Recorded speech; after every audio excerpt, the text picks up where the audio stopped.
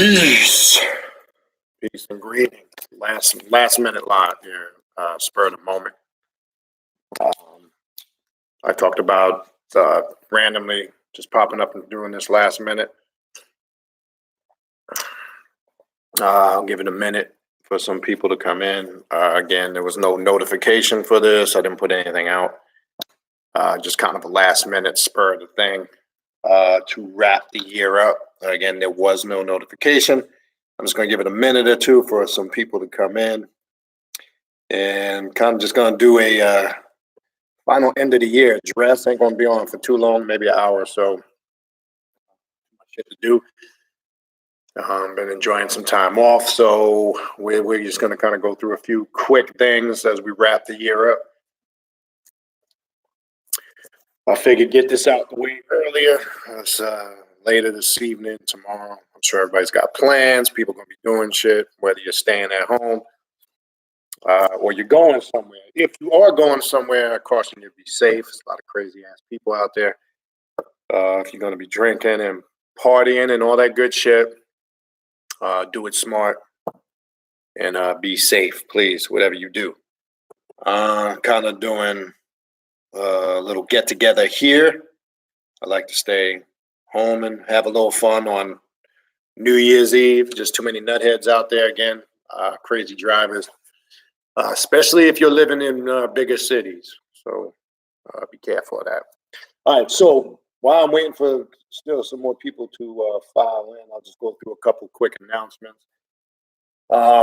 Our next ritual, which I have not put a flyer together for, I want to thank those that came to the ritual this past Friday night, ritual of Samael, the Angel of Death. I did post a clip, a brief after clip of that ritual is up on Instagram TV. If you'd like to see it, you can go to the Primordial Chaos Instagram page. It should also be posted on the Primordial Chaos Facebook. I will be posting clips of, I used to put them on YouTube. I'm going to start just putting those little small clips like that on Instagram. It's quicker, it's faster, it's easier. I don't have to upload it or nothing. It takes literally about a minute. I can do it on the fly. I ain't got to edit it or any of that shit. All right. So you can check that out there. But the next ritual will be January 31st, which is the last Friday in the month of January. We are contemplating a couple ideas for that ritual, so we have not established what that will be because January is a long month. That's still about 5 weeks out. Gives people that are planning to attend and travel a little time to prepare if you are gonna do that. So that will be on Friday, January 31st, 8 p.m. Eastern Standard Time. As you know, I've been extremely super busy with yearly forecast readings. I do appreciate everybody that has hit me up for them. I'm getting to everybody as fast as I possibly can based on the time that I have available. I will be doing them again through the month of January, and pretty much after the last week of January, I will not be doing those no more. So if you are interested in a yearly forecast reading, which is a detailed outlook for your upcoming year, we kind of focus on that, see what comes up, and work from that point out.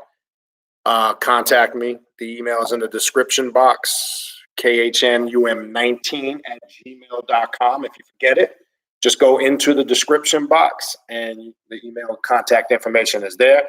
If you are interested in just a general reading or a spiritual consultation, same thing. Hit me up, specify which one, and please, the most important thing, let me know the time zone you live in and the days and times you're available. That's the most important thing. Very important that you do that. All right. Also, the upcoming online classes, I have reposted the information on the Instagram, Facebook. I'm not sure. I can't remember if I did it here. If not, those classes begin in about 4 weeks. They're going to start on the 25th of January. They are every Saturday from 3 to 6:30 p.m. Eastern Standard Time. It runs about 7 to 8 weeks with a break, a 1 week break.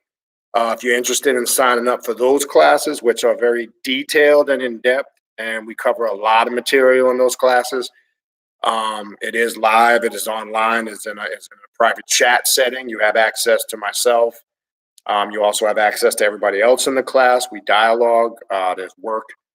We actually do some ritualistic work that we do using the social media platform. There's work, obviously, to do throughout the course. You do have access to me throughout the course via email, and if need be, a private chat as far as class or course material is concerned. If you want information on how to sign up for that class, you can sign up until 2 days before. And yes, the information, the curriculum, everything is in the email. So if you're interested in getting information on that, send me an email.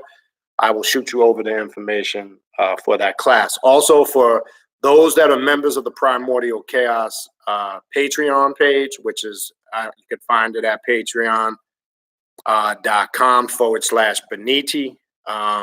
I will be doing my first live stream. It's only for Patreon members. You must be at least, there's 3-tier membership on the page. You must be at least a $13 a month member in order to access the live feed. So we will be doing that on the 9th of January. We'll be focusing on the importance of ritual work. So I will be discussing in that private live stream for those that are members of the Patreon page. We will go over techniques. It'll be about an hour to an hour and a half. We'll focus a bit on operating altars. That's going to be my next one that I'll do on there on the Patreon, how to properly work with functioning altars, and I'll explain that more when we get into that. But again, as I said on the last video, I already have begun to start doing some private work on there for those that are serious and want to get down with that. You can go to the patreon.com/Beniti, sign up for the Primordial Chaos, look at the tier membership. In order to access the live streams, you must be tier 2, 1 or 2. 3 doesn't get you in there. That's just basic. It kind of gives you updates and notifications. But for those that are members, keep checking the page. And again, the link is already up there for the private live stream. So if you're a member, all you have to do on that day is click the link, and then we will go in that night. It'll be a nice open discussion. There'll be demonstration techniques. You'll be able to ask questions. And then maybe there's some you might want to add or have things you might need some clarification on.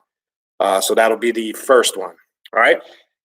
Other than that, I think I covered all the things. Oh, and then let me keep pumping out there the the Journey of the Black Adept Conference #3, which will be October 30th to November 1st. Mark that down on your calendar, which I'm excited about that because it falls on Halloween weekend, which is a great thing. There's going to be a lot of energy for that particular weekend based on where it falls and dealing with some of the energies that will be in the air or the ethers, as they say. All right.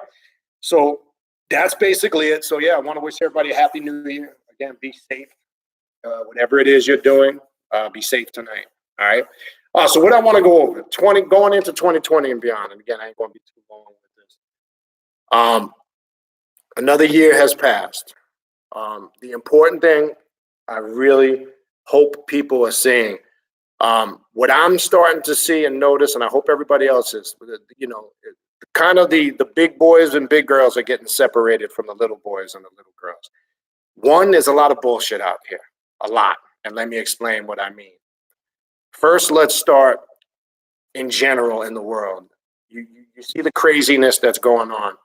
Obviously, hate crimes are on a rise. You see there's targeted attacks, not just on American politics and American government and terrorist attacks. We're starting to see the rise in hate attacks in this country. We saw it a few weeks ago with the shooting in New Jersey. Whether you agree, or whatever your opinion is on the Jews and their religion, it's irrelevant. In my opinion, there's no justification for hate attacks. We just recently had another one in Rockland County, New York. There's a lot of other isolated incidences taking place in New York and other places. I point that out because it shows you the sickness that religions and hate can promote. And it's a reminder of what we are not on this path. This is the exact reason why we don't subscribe to any particular ideology. We don't become fundamentalists, be it any form of Islam, Christianity, Judaism, any type of group or organization that promotes superiority. It's a bunch of bullshit, because what it does is you're seeing the byproduct and you're seeing the actual manifestation of what that promotes. Now, bottom line is, if you have a personal issue with any particular religious group, ethnicity, or race, think about this for a minute. What are these people really accomplishing? You kill a few people, most of them either wind up dead or most of them now wind up with their lives taken away from it. It doesn't really establish anything. There's a deeper agenda at play here, okay? What this is really designed to do is create mass hysteria. And this is what's starting to happen. And this is why I said, as we move into 2020 and beyond, I mentioned last year, if you go back and you pull up, I did a video around the same time. Go back and look at that video. And I talked about how this stuff would escalate. And now we're moving into 2020 and we're approaching, again, another trying year, another year with a lot of death. And when I say death, I'm not just talking about physical death. I'm also talking about spiritual and mental deaths. All right. So what we got going on is a serious, this planet. We always talk about spiritual entities, and the other big hustle now, got a lot of these conscious groups on there. Everybody's talking about some great mental shift, right? This is some bullshit that constantly repeats itself. Look, the shift is continuously happening. If you're doing consistent work, that shift is ongoing. We got to stop focusing on some cataclysmic or momentarily event. See, that's done intentionally too, as a distraction, you understand, not to have ourselves mentally focused on what it is we need to be focused on. So moving into 2020 and beyond, and I've said this last year, the year before, it's going to be even more critical to get your shit right. Now, what do I mean by that? Remember, the first approach on this path, step one, okay, I want to make this clear, is making sure you are in control of your immediate surroundings and environment. That's step one. So we got to stop being distracted by all this kumbaya shit, come together, unity, all these organizations that hide behind an agenda and promote this nonsense, when the correct way to go about doing this is we all should be being taught how to start with ourselves first, okay? Because that is a bunch of bullshit. Because if you get a bunch of sick-minded people together and you unite them physically, what's the point if they ain't right here? All you did was get a bunch of physical bodies together in one place. But remember, they must be united first mentally, spiritually also, before you can even have that physical unification. Because just because you see a bunch of people physically on the same page, that means absolutely nothing. It's important we get ourselves right. We're no good to anybody else until we get our shit in order. This is what's going on. You see these crazy ass people in the news that are carrying out these terrorist attacks and these hate attacks. There's a disconnect there. There's a mental disconnect there, to the point with whatever ideologies they've grasped onto, be it religious ideologies, hate ideology, I don't care what it is. They're using it as a vessel or an avenue to carry out their insecurities and their fears. They carry out these attacks. Listen, you've got to be in a serious mental disposition, okay, to just randomly walk into some place of worship. I don't care if it's a synagogue, a temple, or a church, and just randomly start shooting and killing people. Okay, there's a disconnect within. What the question we should be focusing on, and this is why I was talking about a few weeks back, the Joker movie. Okay, because the Joker movie is literally addressing certain mental issues that plague not only people in this country, but plague people worldwide. There's that disconnect there. We need to focus on what's causing that disconnect. Now, when we back up, this could be a multitude of things.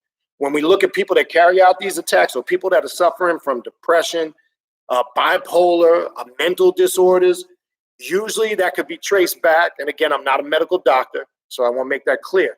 But from a spiritual perspective, usually this could be traced back to some type of traumas. It could be childhood traumas. Most of these people were either super introverted because of maybe they had social anxiety, maybe they had a terrible upbringing, mommy, daddy issues. These are just some of the key things. We don't address this as being a mainstream problem in society, in my opinion, of how we need to. So the purpose of me doing this video, moving to 2020 and beyond, it's more critical you start doing internal work for yourself.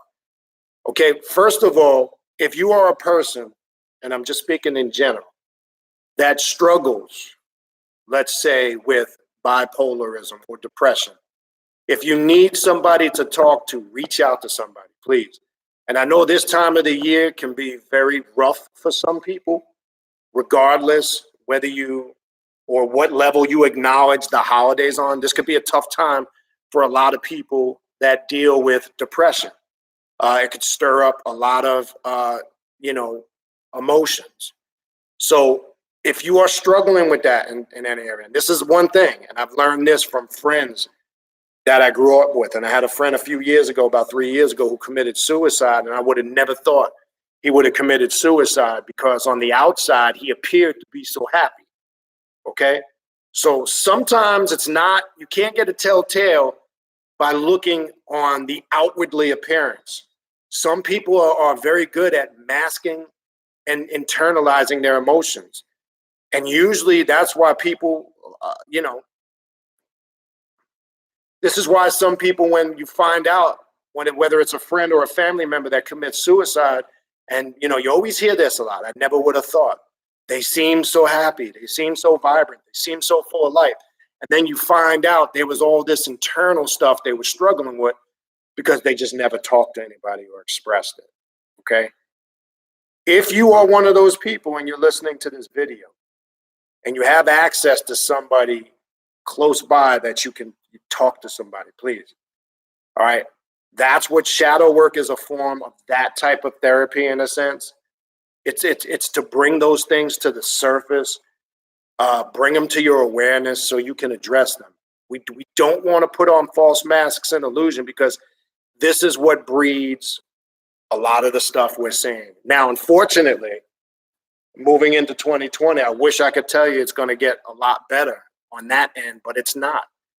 Because the reason why it's not going to get better, because there's more people who are suffering from that mental disconnect. Now, we talk a lot about energies, shifts, and people are talking about it now. And go back to videos I did as far back as 2012 on YouTube. Now, those that know me for years and were actually coming to classes back in the late 80s and the early 90s know I was always talking about, as the earth gets closer to the sun, this is what's creating this shift mentally. As the sun releases that energy, those that have the ability to tap into it and can transition along with that energy don't seem to have the issues or the problems. These are the people that are growing. These are the people that are connected on a spiritual level. But those who can't function and absorb them energies, those who are overwhelmed by those energies, I told you, this is going to breed a lot of insanity, a lot of mental instability.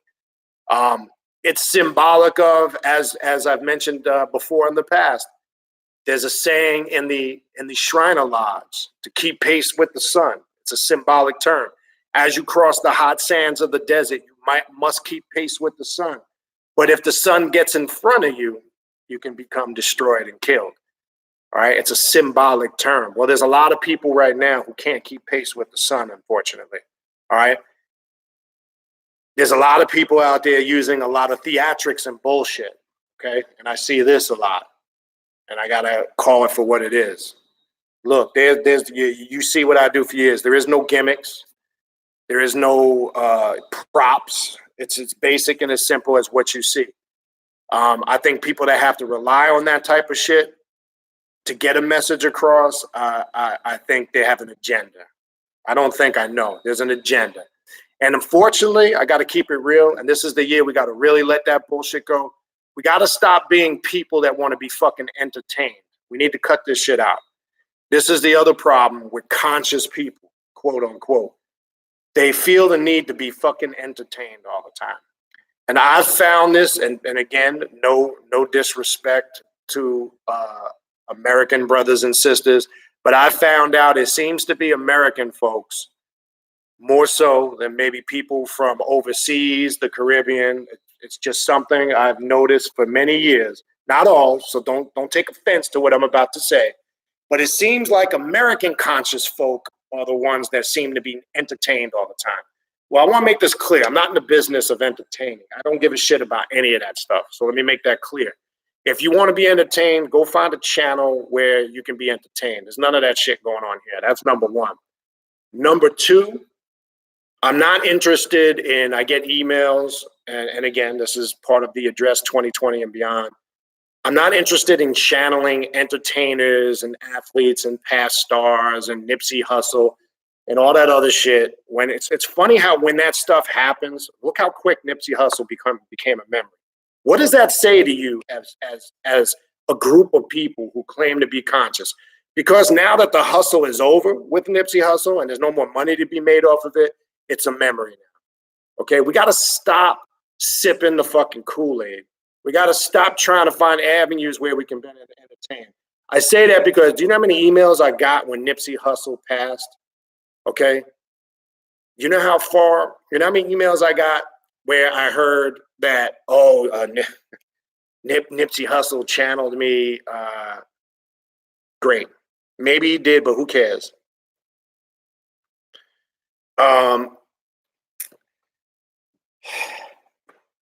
I think what tends to happen is people tend to go with whatever is the trend, and we got to stop this bullshit, okay? We really have to stop this bullshit. I ask the question simply when this stuff goes down, why at that moment? Why only at that moment? How come the individual wasn't put up on a pedestal prior to this? Because it's funny whether it's Bob Marley, whether it's Tupac, whether it's Nipsey Hussle. Why do only the great things only come out after the fact? When if they were already there, they should have been brought to the surface way before that. Now, I know why. I'm just saying I'm presenting that as a whole to show how sometimes we can sip the Kool-Aid is what I'm trying to say. So we got to stop this. I say all that to say we need to focus on ourselves first. Stop looking for some sensational shit outside yourself as we move forward into 2020. We have to really start getting our personal shit together, or we too can become a victim like you see a lot of these people becoming victims, okay? You see these people that get emotionally aroused by what Donald Trump is doing. They get emotionally aroused by politics. They get emotionally aroused by some police shooting. And as I said a million times before, I got news for you. Why are people acting like this is some new shit? Okay?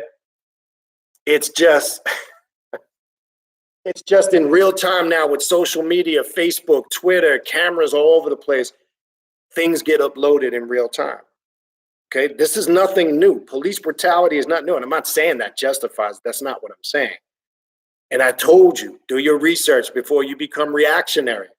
It's a fact. Nationwide, more white folks are killed by police than black folks. It's just they don't publicize it.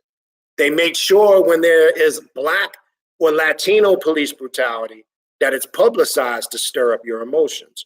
See, we need to do our research first. Now we need to ask ourselves the questions, why is that? Well, we know why that is. We know it's simple due to the fact because they're trying to control us through our emotions. Now, here's the bottom line. This stuff is going to exist and it's going to continue to exist. And if you're going to approach it with some fictitious reality that you think you can annihilate and destroy this, things must be destroyed and overturned to be reconstructed and rebuilt again. Everybody screams change, but nobody wants to go through any transitional period. All right? Now, I say that to say back to the point of controlling your immediate surroundings and environment. See, if we focused on what is our immediate surroundings and environment, first, getting yourself in order via your shadow work, dealing with your issues, point blank, that simple. Two, if you are a family person or single, the next step, getting your life in order, all your basic mundane things, your career, your profession, your job, your finances. If you have children, being the best provider you can be to your children and your family. That is your immediate surroundings and environments, regardless what's going on in the world, regardless of what's going on in the news, regardless of what you see going on here or there. The only thing that can affect that or affect it to the point of being successful or failing is you. So you're always in control of that. That's what people don't want to take responsibility for. You're not in control of that when you're looking outside of that immediate surrounding and environment, and you're looking and you're too worried about what's going on everywhere else. Okay? It doesn't mean what's going on in the world doesn't have a certain level of effect, but it's only a certain level of effect. The impact of it or the intensity of it is what you allow. If you're one of those insecure people, and we have people that are fanatics, that they think it's the end of the world, they're worried about GMO, genetically modified foods. All they do all day is sit around pondering conspiracy theories that the planet is going to be invaded by extraterrestrials and we're food for the gods. And what's all the other conspiracy theories out there? There's going to be a race war. What else? Did we ever stop and ask ourselves, who's the point of origin where these theories manifest from? I've been hearing this bullshit for going back to the 70s, 80s, up into the 90s, 2000s. There's a controlled agenda there, okay? Because listen, let me say this to all people who are slaves to conspiracy theory. If you think there's some cataclysmic event, let's talk about the group of people who think there's going to be some cataclysmic nature event. We see nature changing rapidly. We can see that. It's happening. Stop waiting for it. We see, look at this year, one of the hottest, especially in warmer climates, but not even in warmer climates, even in the Northeast, one of the hottest years on record, one of the most hottest years with the most days of high temperatures, especially down here in the Southeast, okay? Look at the terrible winter that they're having right now as we sit here and speak in the Northeast. Winters are getting colder. Summers are getting hotter. There's more hurricanes, tornadoes, earthquakes. This cycle has begun in the last 20 plus years. It's intensified. That's what the 2012 bullshit was about, right? That was the beginning of a next climatic stage. Stop looking for one great cataclysmic event. Because here's the bottom line, and this might be a hard pill to swallow. If we're sitting here right now and a meteorite is coming storming to this planet, there's nothing you can do but put your head between your legs and kiss your ass goodbye. I don't care what you know. I don't care how deep you think you are. I don't care how spiritual you think you are. The bottom line is all the time and energy you're wasting. There's nuts that built forts. There's nuts that built, they're stockpiling food and weapons. Let me tell you something. If there was a war or a meteorite and I saw that motherfucker coming, I'm standing right up under it because I want to get the fuck out of here in a flash of an eye. I ain't trying to survive through that nonsense. So I don't live my life worrying about, after the destruction hits, how am I going to survive? That's not a quality of life. Why would I want to live like that? I would close my eyes and hopefully I get direct hit by that motherfucker and I'm done. And I ain't even got to be worrying about none of that nonsense. But there are people that live their life, these survivalist, end of the world people. Shit, go back to 2012. I know people that were stockpiling weapons, food. People were going to areas in Northeast Africa near Morocco where they say when the earth was going to shift on its axis, that's the safest point to be in Africa because that's the place that would get least effect. There was all this shit out there circulating. It was just crazy. It was off the charts. And I sat back and I knew shit was fucked up. When that was going on, they put out the movie 2012. That's when I knew it was a joke, but nobody caught that. But that's a whole nother story.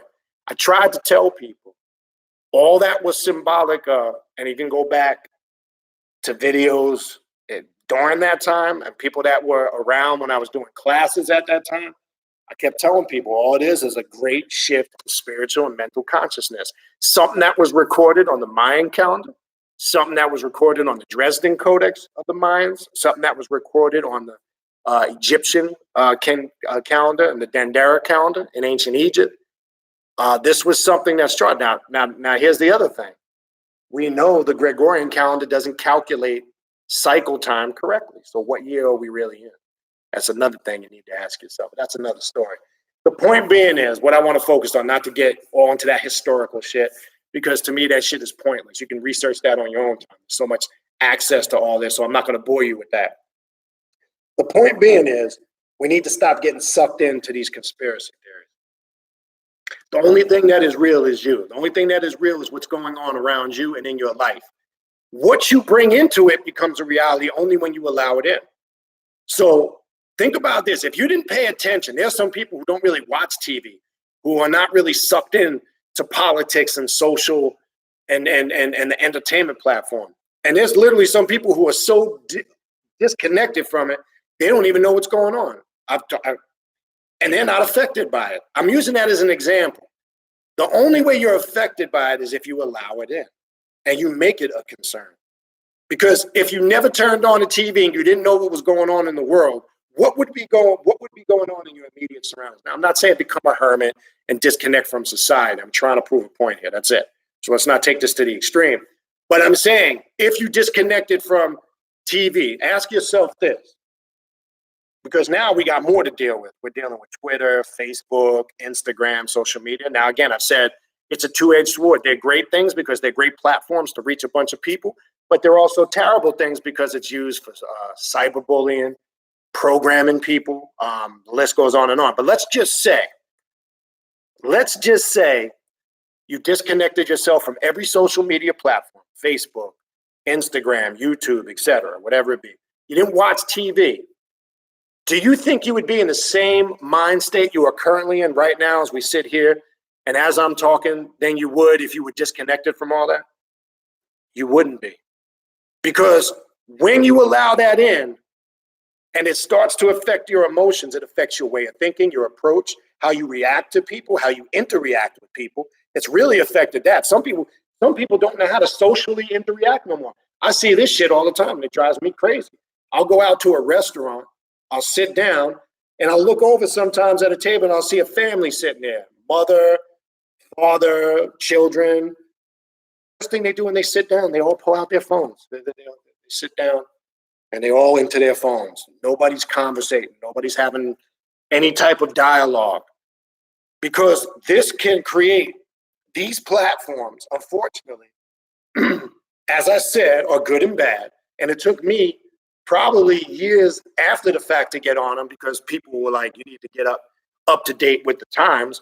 I haven't been on YouTube and these platforms. Instagram just last year. It's that new. As I said, I'm more of an old school person. I like to interact with people. I like the dialogue. I like the human interaction and connection. This artificial intelligence that we're all locked into, right? And they promote it now, right? AI, they do commercials for artificial intelligence. This has become people's virtual reality now. Some people are addicted to this shit that they have no life. They can't even live a life. I always ask myself, because I'm out and about all day, and it's funny to me. I'm working, doing things, doing what I got to do. And it's amazing how I see the same suspects on Facebook, YouTube, and Instagram all day. And I say to myself, how the fuck do they get the time? You ever post something and somebody responds in less than 5 seconds?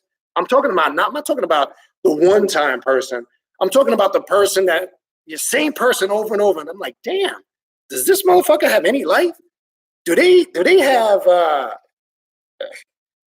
any? Are they doing anything else? Or are they just sitting on their phone all day, or at their desktop, or on their tablet? It's crazy to me. But it goes to show you how this can become an addiction. They have a disease now. This is facts. Check this out. There's an actual terminology for when and I can't remember, maybe one of you guys can pull it up. There's an actual terminology for when somebody leaves the house without their cell phone and can't function. I forgot what they call it, but it was the funniest shit to me. It's called something, cell phone, whatever. How did it come to the point where we can't even function in life without leaving the house without cell phone? Now, all right, I'm telling my age, I'm 48. For those my age and above, we functioned pretty well before there was even cell phones available. Ask yourself this.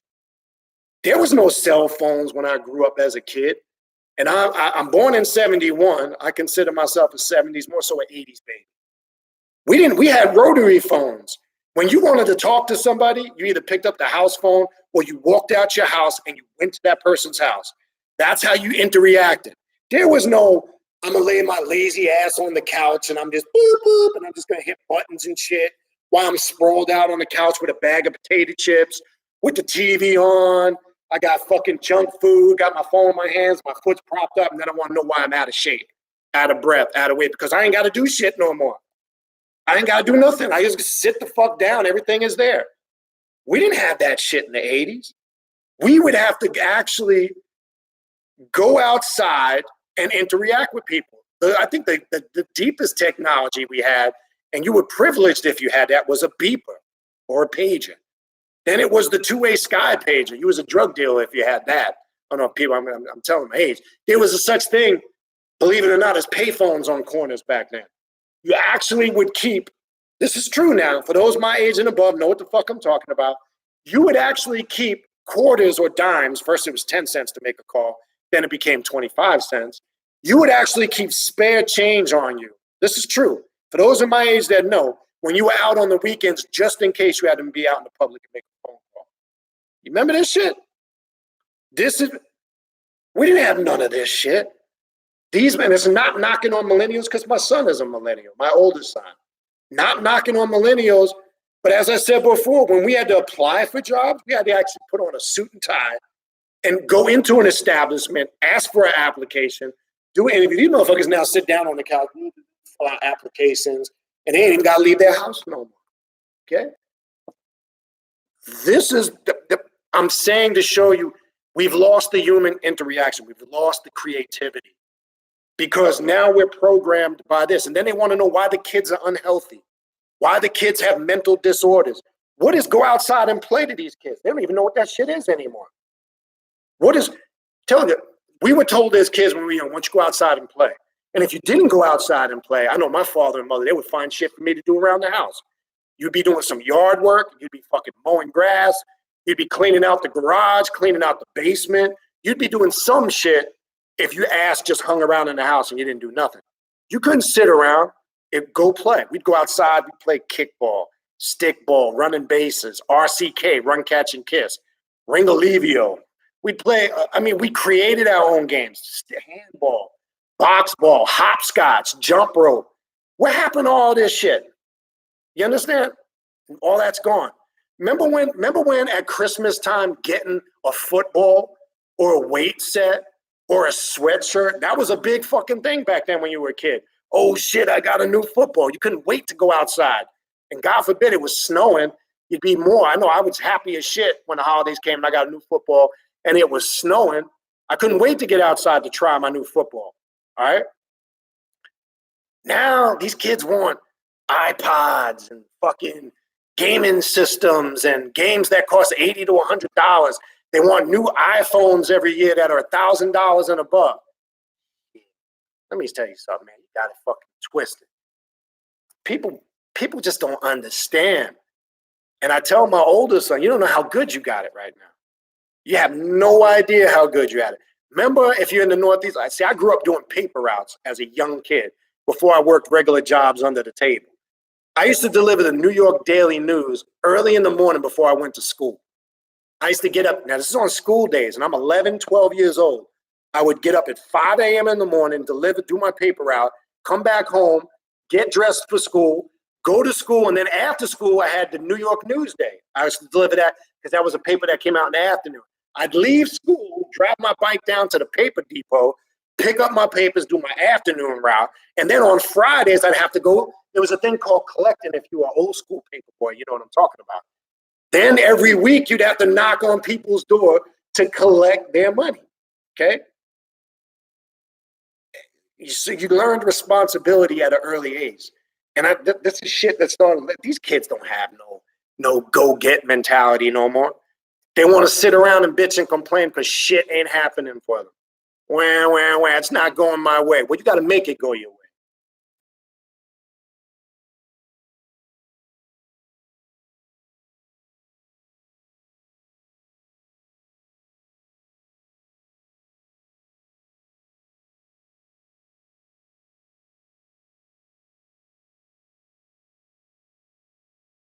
Unstable. Oh, there we go. Looks like we came back.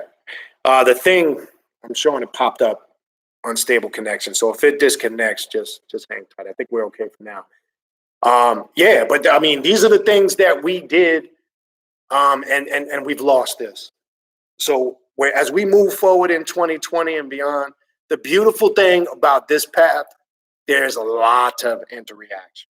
There's a lot of connections. There's no sound. Can everybody hear me? If you can't hear me, type in. Okay, you can hear now? All right. It bugged out there for a minute. Not sure what happened. So everybody else can hear me good? All right, cool. I'm not sure what that was, but they tend to fuck with it. But this is, again, we have to be focused. Look, and it's also our responsibility. Now real quick. I want to speak to the parents. It's important you find time to spend with your children. All right? This is important because there's a lot of people as adults who grow up and have traumas from not having good relationships with their parents. Look, again, I know we're living in a day and time where it's extremely busy. It's a different era. Sometimes I'm dead beat, extremely tired, but I find time to spend with my sons. I find time to spend with my wife, my family. I make sure I see my sisters as much as I can and interact with them. I know it's not easy. I know we all got busy lives. Don't regret. It's sad when somebody gets terminally ill or passes away, then everybody wants to come together. I've experienced this many times, just as much, I'm sure, many of you have. Be the one that makes the change in that. Is everybody's perfect? Is everybody's family perfect? No. Do we get along with everybody in our family? No. I understand that. I'm sure there's siblings we war with to an extent. I'm sure there's brothers and sisters, uncles and aunties we don't really vibe with as much.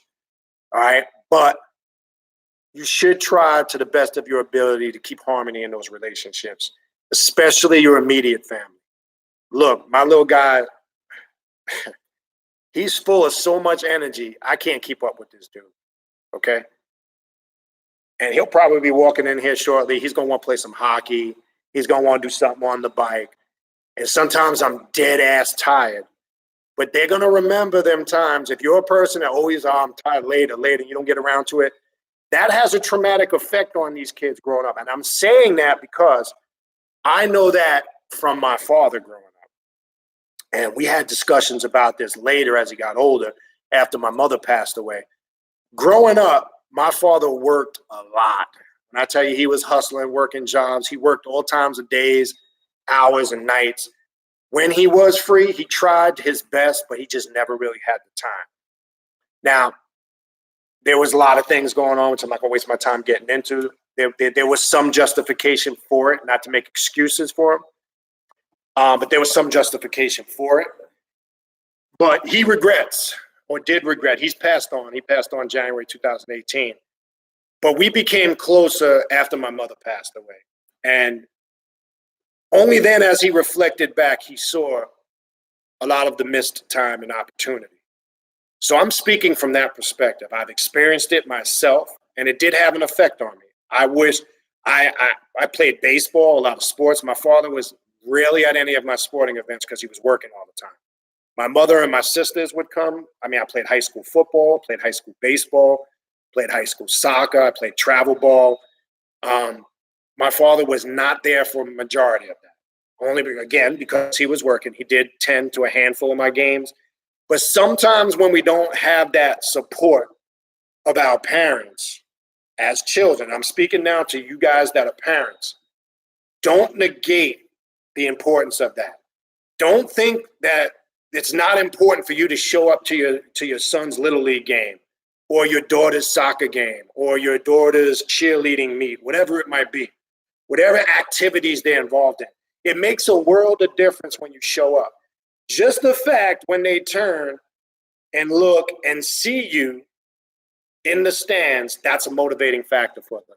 So it's important that we are involved thoroughly in our children's lives, all right? That's another goal we want to work to in 2020 if you're a parent. Again, I know it's tough. I know we have single fathers, single mothers out there, and it's probably even tougher for them. but they'll love you for it later. Trust me. And one thing I regret in my oldest son's life, at that time I was younger and I was involved in so many organizations and shit and work I was doing, and I probably am guilty myself of not spending or doing enough things with my older son. But now I try to the best of my ability, change that. So we all talk about New Year's resolutions. Most people make New Year's resolutions and it's a bunch of bullshit. Make practical New Year's resolutions. Don't be doing shit. Don't make resolutions you can't keep. Because I know it's going to be the same bullshit. I'll be going to the gym in the next few days. The gym is going to be packed with people. Let me show you how fucked up the mind is. The gym is going to be packed. Anybody that goes to the gym knows what I'm about to say is true. You're going to see in the next week or two, the gym will be packed. Everybody made a New Year resolution to exercise and eat right. But then as week 2 in January comes, going into week 3, and then week 4, by February 1st, everybody, you don't see them people. You know this is going to happen. Keep it real. So don't make resolutions you know you are not going to keep. So what I would challenge you on this night, since we're talking about moving into 2020 and beyond and getting ourselves right, make an actual practical list of resolutions that you truly can keep for yourself. Something that's practical. Because if we don't, then we start going into a new year doing the same old redundant shit. Now, it could be something as basic as being more consistent in your studies. What's up? You ready for the game later? There's a little guy right there, a little big guy. There's the big one right there. You want to say hello to everybody? Why don't you come wave to everybody? Why don't you just peep your head in real quick? This is a little, you don't, just peep your head in real quick. Stop being rude. Then nobody cares. All right, buddy. All right, I'll be with you shortly. What you got? Lemon? That's what you got for later? Okay. We get ready for a little New Year's Eve thing. All right.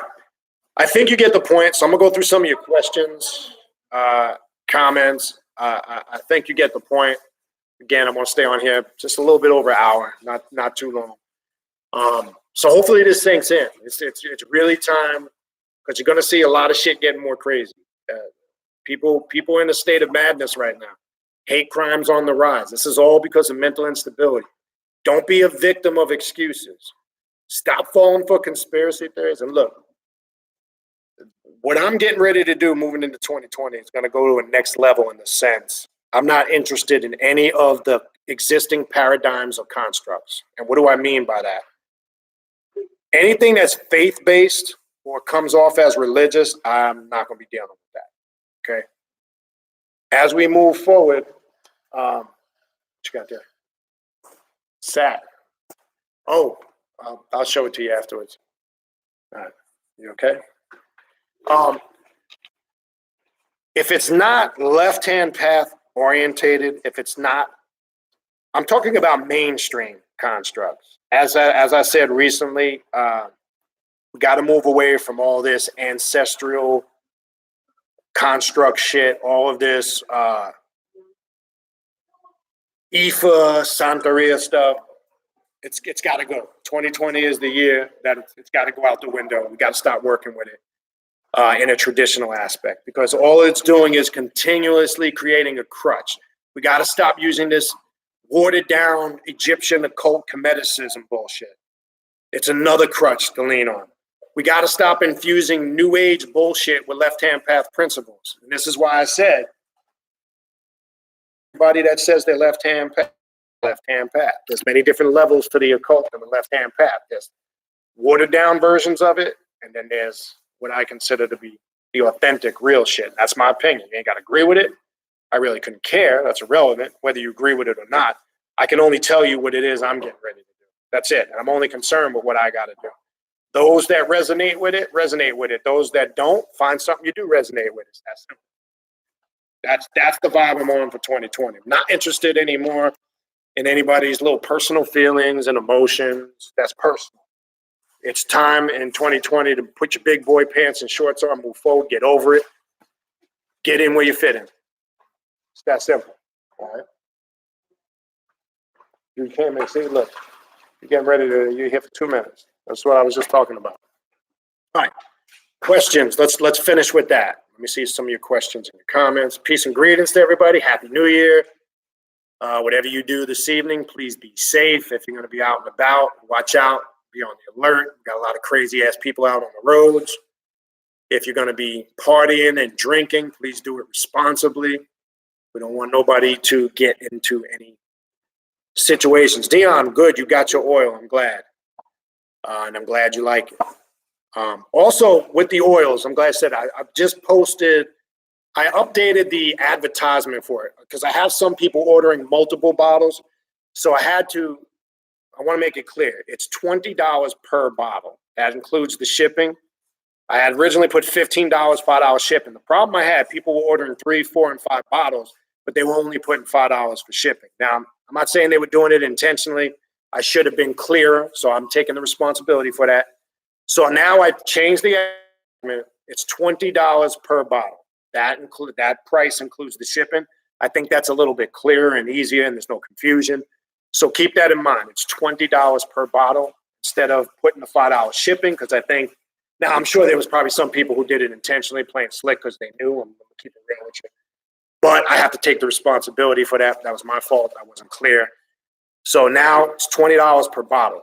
That $20 covers the shipping and the cost of the bottle. That's it. Say it again. Excuse you? Excuse you? That's the wise ass correcting me all the time. She always likes to correct my grammar. Anyway, we had a little joke about that back and forth. So I just updated the advertisement. So it's just simple. So easy to $20 per bottle, the shipping and handling. All right. Because again, I've had people order 3 and 4 bottles and they've only put $5 shipping in it. That's not going to do it. All right. But Dion, glad you got your oil. And Happy New Year to you. Mystic Moons. Religion is a cage for the mind. It's a security blanket and a crutch for some people. But the worst religion, in my opinion, is the subliminal, subconscious person who's on the occult or left-hand path, but is really hiding behind religion. That's the worst religion. To me, that's even worse than somebody who's an obvious monotheistic fanatic.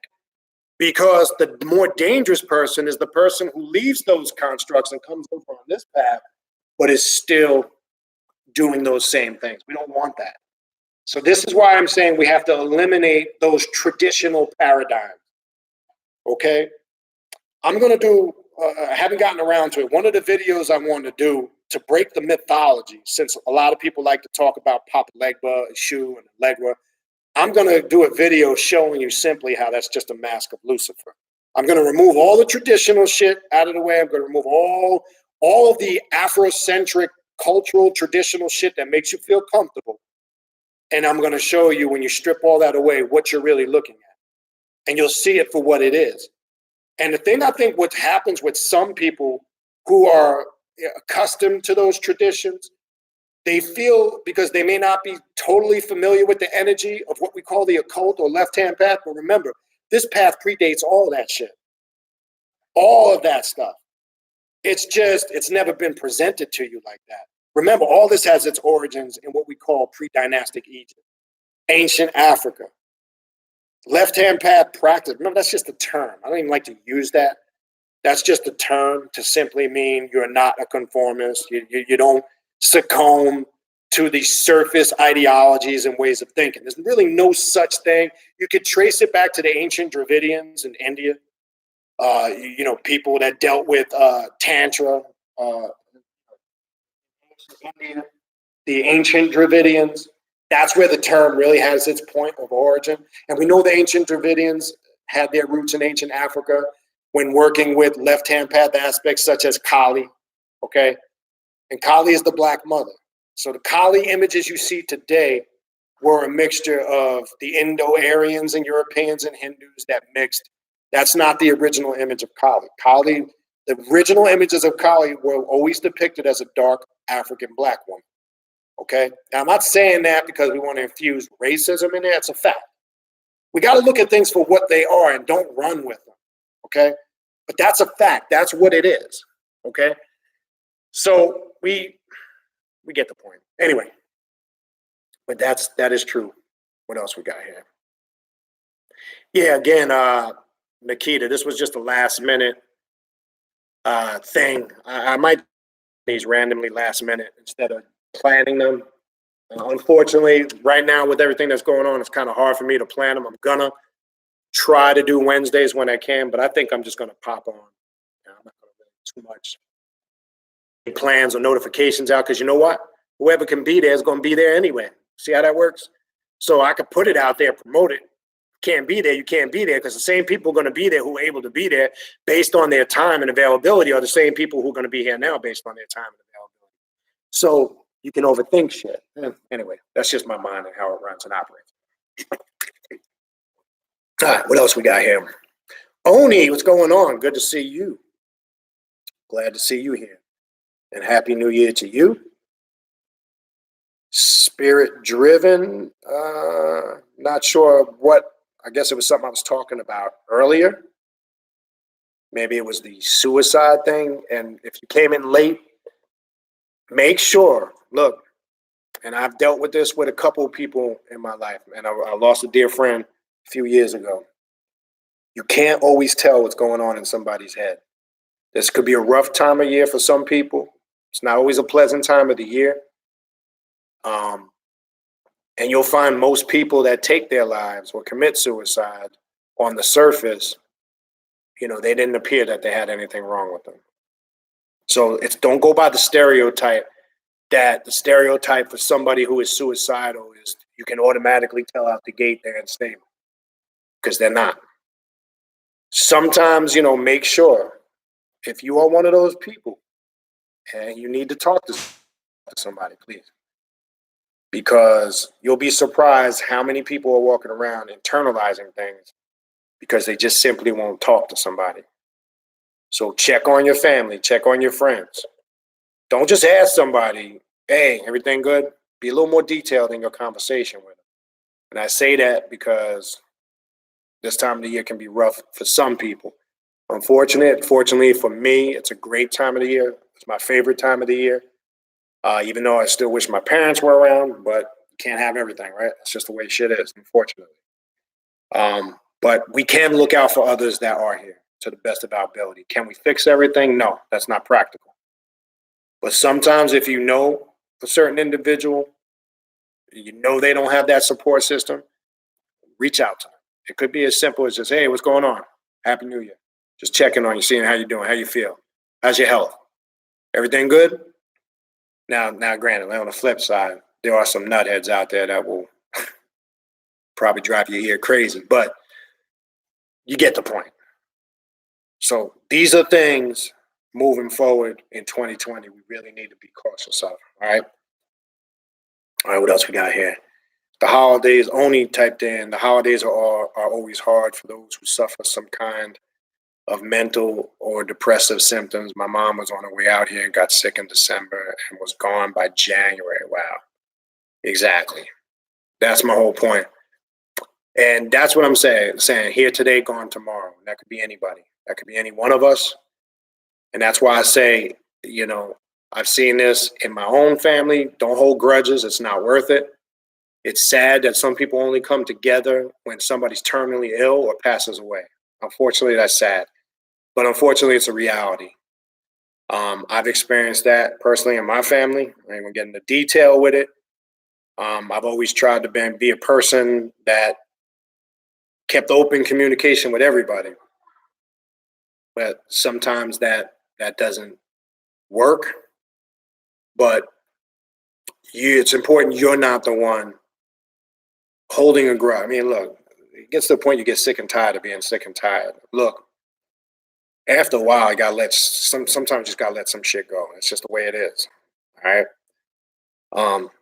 So put that on your priority list. If you got maybe a sibling or a relative you haven't talked to in a while over some dumb shit. Sometimes it takes you being the more bigger person. Doesn't make you less of a person, It don't make you less of a man or a woman, even if you're in the right, to just squash it. It's that simple. I have had to do that a couple of times. I knew I was 100% right, but then I said, I remember this happened years ago with my father over a disagreement where we didn't talk for about 6 months. And I know my father, how he was. He was super stubborn. And if I didn't make the initiative to squash it, it would have kept going. But I realized I had to be the person to just say, fuck it. You know, if you feel like you got super ego and, oh, no, fuck that, then power to you. Let that anxiety and let that be just suck up all your life. I don't, you know, like that. But anyway.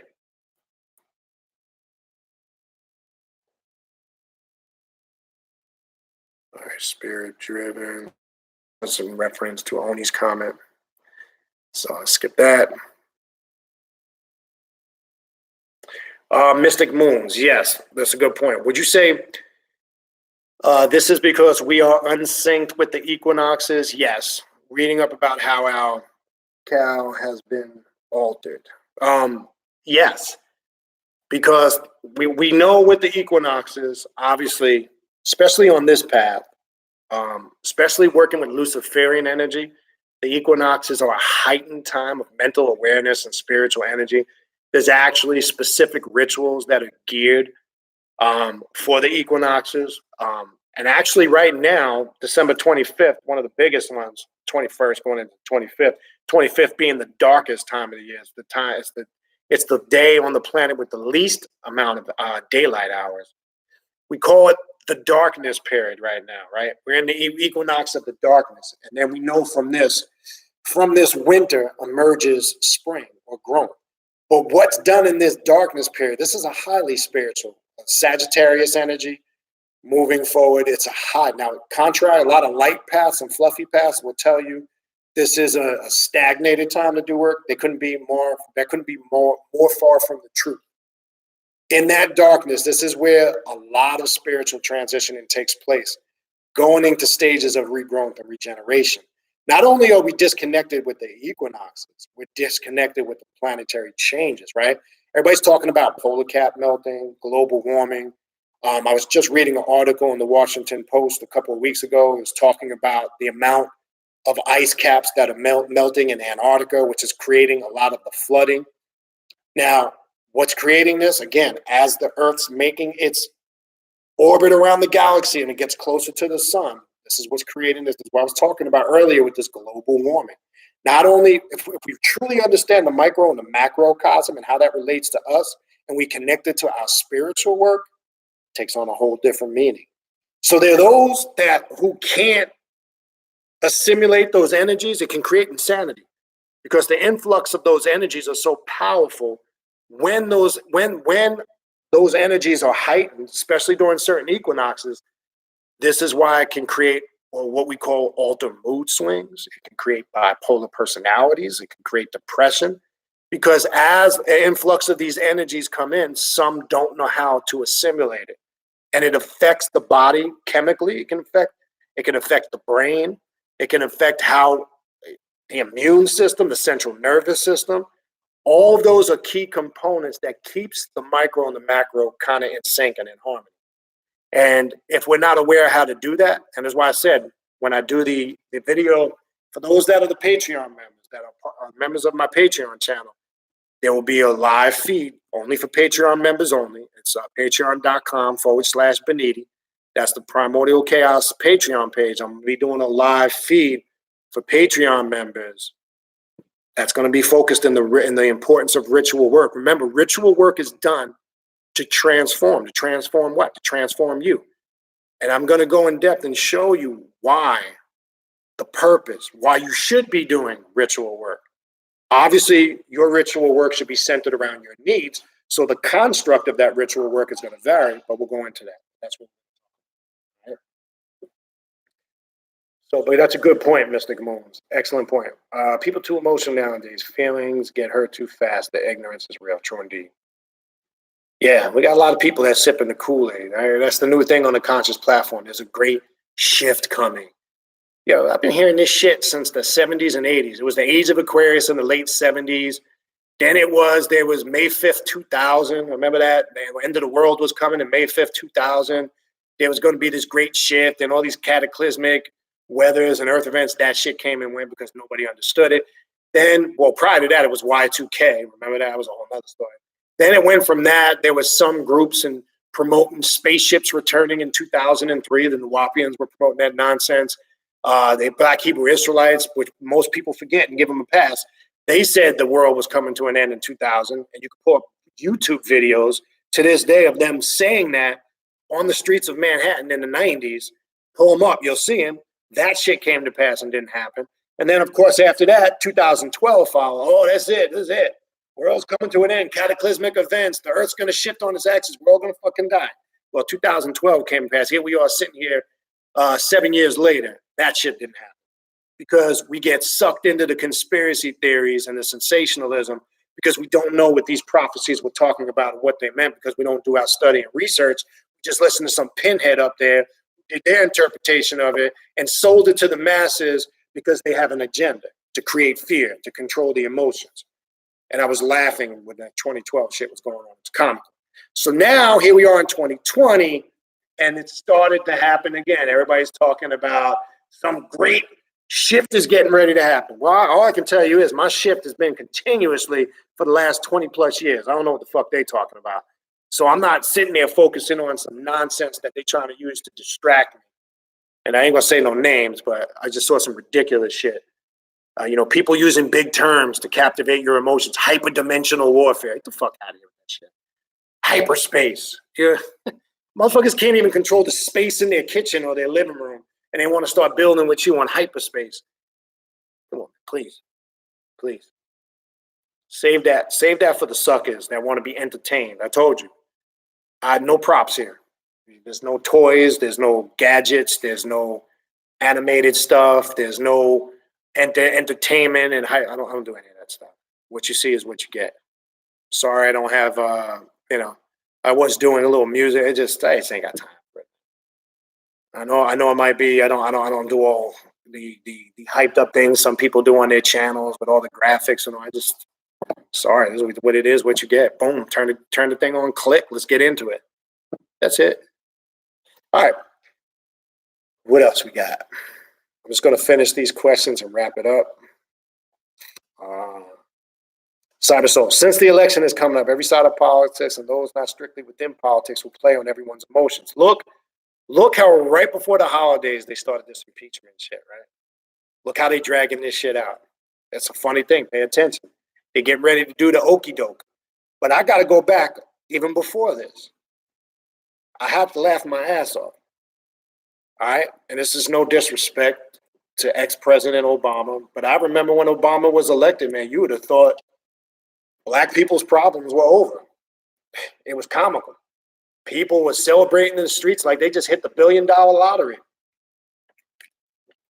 Then shit, you got elected to a second term. Oh man, you can tell nobody shit. But then I tried to tell you guys years ago in the midst of his first going into his second term, they had to do that to appease the masses from revolting. If they didn't sandwich in some type of what they term minority president, there'd have been chaos amongst civilization here in the United States. So what did they do? After that was over, then they followed it up with one of the worst people you could possibly put in office. We see what's going on. We don't even need to waste our time there. The problems have only begun, people. See, that was the okie doke. That's what I mean about people sipping the Kool-Aid. See, people sip the Kool-Aid, and I tried to tell you, it's only the beginning. I was saying that back then. And it's not to downplay it. And again, I like President Obama, but I didn't sip the Kool-Aid. Unfortunately, a lot of people did. They thought that life problems were over. My friend, they're only beginning.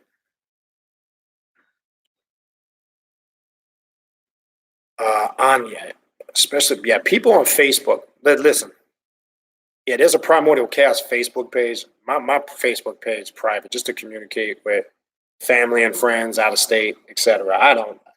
I just can't. The nonsense I see in it at the mall. Just bought a new bed. That's so superficial bullshit. It's nonsense. It's crazy.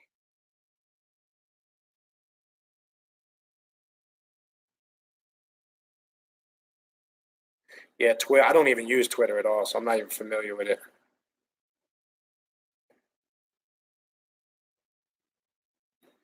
And that's true, Mystic Moons. Every day there's a nature. That's true. There's collapsing and dying stars, solar flares. This is constantly going on. Whether if it's not happening within our environment or within our, Earth, it's taking place in outer space on other planets within the universe. This is what I'm saying. But we're looking for something to like, boom, hit us in the back door. It's begun, people. It's happening. You see all this shit that's going on now. It's happening as we speak. Stop waiting for it to come to your back door before you get off your ass and get your shit together. But guess what? Actually, more on a negative level when you're not in tune and you're not doing your ritualistic work. You're not up on your studies. Your energy and vibration and frequency is not in alignment with what's going on with the changes. Then you become the individual who's mentally disconnected. Then you become the individual who's dealing with depression and bipolarism. Then you're the individual who's dealing with social anxiety. All of this because you don't know how to tap in to the energies and the emotions that come with it. You don't know how to simulate it. When you're doing your work and you're on your game, as we say, it doesn't impact you like that. It's actually a great day and time we live in. It's a great day and time. It's like when you're awake and aware, it's like you're sitting back watching a play unfold in front of you, and you're the director. It goes back to the concept of predator or prey. You don't see it if you're prey. And if you don't feel like you're the director filming this movie, then guess what? You're one of the characters in the movie, unfortunately. And there's a director that's controlling you, your emotions. It's telling you when to react. It's telling you when to be happy and sad. It's telling you move left when to move left, move right to move right. Eat this when to eat this. You're hungry now. Do this when to do.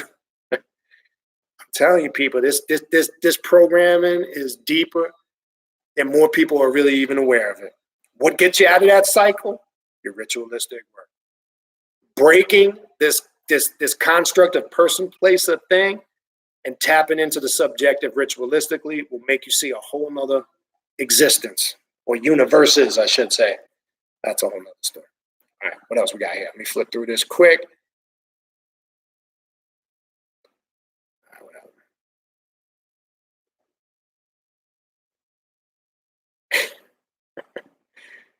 Yeah, I guess you're talking about Mystic Moons, the meteorite coming. Yeah, that's a good idea. I'd probably just grab a nice slice of chocolate cake, watch that motherfucker get closer, and then just put my arms out, close my eyes, poof, kazam, I'm gone.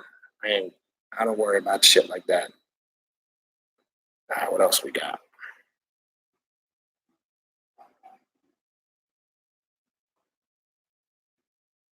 Oh, Cyber Soul. Are you so if you didn't get, you should, if you're subscribed to the channel, in order to get the notifications, just to be clear, I'm bringing this up because of what Cyber Soul just typed in. In order to get notifications when I go live, not only do you need to be subscribed to the channel, just like anybody's YouTube channel, you have to make sure you hit there's a notification bell on everybody's YouTube page. You have to click that. If you don't click the notification bell, you won't get a notification. Now, if you did do that and you're not getting them, I have no answer for it. That's got to be something on YouTube's end. But if you are subscribed but you're not clicked, when you're subscribed to somebody's channel and you don't hit the notification bell, you'll see it after it posts, after it uploads in your feed at some point. But you won't get the exact notification when it actually goes live. That's anybody's channel, not just mine.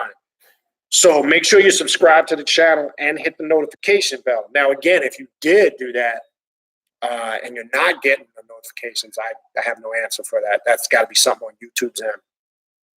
Also, remember to hit the like buttons, because the more likes the channel gets, it expands out and reaches more people. So please, if you're in the room, please hit the like buttons. Greatly appreciated.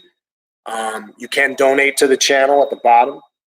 Not necessary, but always appreciated. There's a monetary symbol, and you could also go to PayPal using the email in the description box. All right.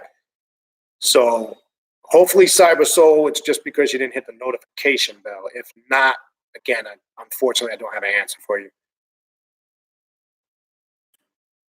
That's true. It's a good comment by Ritual Spirit. People would rather survive in a hellish life than face the ultimate truth of death. And they're going to have to, because that's one thing we're all guaranteed in life. That's one thing that if you said to ask somebody what's the only thing in life that's guaranteed, that's it. I don't care what you know, I don't care how deep you think you are, it's gonna happen. This path helps you to prepare and embrace for that in the sense to demystify and take away all of the spookism of what that is. Because when you really understand the death current, the death energy, it's a beautiful thing. It's something you actually, what is portrayed out on the surface, it's completely opposite of what we know it to be. It's a beautiful thing. Working with the Klepothic, the demonic realm, working with the abode of darkness, working with the Klepothic deities, working with Lilith, all of that is in preparation. The dark side, going into the abyss, understanding. There's ritualistic work literally designed to experience that. There's work that I do with some of my students to actually place them in a situation. How would it feel like if you were actually gone? What would it feel like to tap in the emotions of loved ones? How do they feel of what it feels like for you to not be there? How do you feel if you were conscious and aware and you departed and you had a young child? When I tell you that type of work becomes intense, can become emotional and incite all types of sadness and joy and happiness, it's crazy. We need to understand that and feel that, because these are the reasons why we fear death. It's the fear of the unknown. What's going to happen when I'm gone? What happens if that's it? The lights just get cut off and it's nothing. And your existence wasn't as big of a deal as you thought it was. I'm just saying. See, when you get the answers and the understanding to those questions, you're doing the real work on this path. This is why I said a lot of shit that people talk about isn't really, they could call themselves a cult. Remember, cult just means hidden. So I can hide this water bottle from you. If I take it off the screen, it is now a cult. It is hidden from you. That's all the shit means. So until you see and locate that water bottle again, it's a cult. It's just the Greek word that means hidden. So the thing some people think is because somebody says, I'm into the occult. Well, what level of the occult are you into? Are you into alchemy type of occult stuff, Kemetic or Hermeticism type of occult stuff? There's aspects of left-hand path and working with the demonic realm could also be labeled occult. That's the occult level that I work with, okay? I do work with those lighter aspects because they're infused with that, whether it's alchemy, Hermeticism, but that's just the tip of the iceberg of the occult. Alchemy is always used in all levels because alchemy really is a strong form of what we call correct shadow work. That's a whole other story. But the point being is we need to understand there's levels to this shit. And this is why I want to make it clear moving forward in 2020, we're not dealing with that fluffy bunny shit anymore, the traditional constructs. We're not dealing with the Hotep bullshit. Because as soon as I hear somebody Hotep and then lay claim to being into I already know where their head is at. They came from some type of Kemetic background or some group that dealt with Egyptology or whatever they came from, but now they want to bring it into this. And this is not what this is about. And I'm telling you that based on this is what I deal with, okay? I can't speak for anybody else. I really couldn't care to speak for anybody else. I'm not interested in anybody else's opinion. I couldn't care if anybody agrees with what I just said or don't. It's irrelevant to me. I'm only interested with those in the same mentality and way of thinking. If that's you, then fine, get in where you fit in and do your thing and do your own thing, I should say. But I'm not interested because your feelings get hurt because it doesn't line up with you want to play Egyptian / Buddhist / Ifa. I'm not into that. That's done. Moving forward, that's done. All right, anyway. What else we got? I'm going to skip. I'm just going to see if there's any questions. I kind of got to rush through the rest of this. Yeah, Simon. So people do get addicted to these social media platforms. It just amazes me how I got several people on some of my feeds and I can post something. And less than 20 seconds after I post it, they respond. I'm like, God damn. And I'm talking about these are people for the last 2 years or so. It's like, God damn, I need to do what the fuck you doing sitting home. How you always, anyway. else we got? Yeah, Ritual Spirit. I hate texting. I'm the worst texter in the world. I don't mind a brief, quick text if it's important. Hey, on my way. Where you at? Yep. All right, cool. But man, when you get somebody singing that long, drawn out text, nah, man, I can't do that. That's not. I hate that shit. Again, social media platforms, Instagram, Facebook, YouTube. It's a two-edged sword. Like I said earlier, it's a great thing, and such as this, it's a great way where we could dialogue and reach a multitude of people. That's where it becomes a great thing. It becomes a bad thing when it becomes your virtual reality, right? Or your AI, your artificial intelligence, because this is now people's reality. This is where they get all their intelligence from. It's cut off their creativity. They can't think no more. I try to simply use it as a vessel of communication, to do classes, to reach out to people, to communicate, to post things. That's it. I ain't on here with gossiping and slandering and holding these heated debates so I can entertain people where you got people arguing back and forth.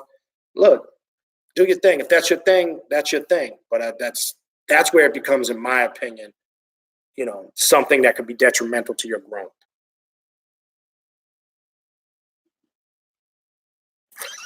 And it's true. This generation don't know how to communicate. Like I said earlier, I can't tell you how many times I've sat down in a restaurant and looked over and saw a whole family sitting there. They come in, they sit down. They ain't even at the table for a minute. They all pull out their phones and they're all locked into their phones. A whole family now. Nobody's having conversation. Let me tell you something. Years ago, how it was at my dinner table? My grandfather. If you sat down at the table, if you was late, this is how I grew up. One, your homework had to be done before dinner. Let me stress that. Even though both of my parents worked, they would call the house when we got home. Make sure your homework's done before you eat. That was rule number one. Two, we all sat down and ate at the table. Think about this, Mark. How many families every day really sit down at the table and eat dinner every night? It doesn't really happen anymore. I'm not saying it don't happen somewhere. It rarely does. There was no TV on when we ate dinner. We had one TV growing up in there. It was in the motherfucking living room. And everybody sat in the living room and everybody watched the same thing. You remember them days? I'm talking to the older people now. Do you remember the days where after you ate dinner, the table was cleared, you'd all go in the living room, and we'd all have to watch what our mother and father watched? We'd watch. That's when there was real sitcoms and TV shows on. Wasn't reality TV. Wasn't all this nonsense that's on. We'd sit down and watch The Jeffersons. We'd sit down and watch Soap, Three's Company, you name it. Benny Hill show, game shows, Family Feud, Wheel of Fortune, The Dating Game. I mean, I could see him. This was the rules. I couldn't even sit at my table with a hat on. My grandfather would smack the hat off my head. And he'd tell you, don't ever sit at the table with a hat on. It's disrespectful. See, this is the shit. This is the way we came up. And we all sat down. And then the kids, after we all washed the dishes. We had to clean up, clear the table. And then we went into the living room and watched TV. And we watched whatever the adults were watching. Now these fucking kids, they come home. They want to take their food. They want to go in their room. These kids got TVs in their rooms. My son does too. They got TVs in their rooms. The TV. They want to eat, come and go. Wasn't like that years ago. You came home, you sat down, everybody ate dinner. Family. Them days are over. Doesn't exist no more. Why? Because of this shit. Because they want to get on their computer. They want to get on their phone. They want to gossip with their friends. Well, it wasn't none of that. Let alone, let me tell you something. The house phone. You couldn't even answer the house phone during dinner time. And if somebody called and you picked it up, my father would say, tell them you're eating dinner, you call them back. See, that's the way we grew up. You sat down, I sat down at the table every night for years. And me, my mother, my father, and three sisters. I grew up with three sisters. Yes, I know. Terrifying. But I grew up with strong women. They're all strong women. My mother's strong woman. So I was raised by females. Only male child. But that's how we grew up. And nobody could leave that. And God forbid you didn't finish what was on that. Oh, shit, that's a whole nother story. My mother make your ass sit there and finish. We ain't got no money to waste. You sit and eat everything that's on that plate. And then, well, you didn't have a choice. And now I laugh. I hear these kids, they get a choice. What do you want to eat? I don't know. Shit. My house, you ate whatever the fuck they cooked and was put on the table. That's what was for dinner. And guess what? If you didn't eat it, you either stayed in it or guess what? You was getting the same shit tomorrow night. That's what I'm saying. These kids don't understand how good they got it. All right?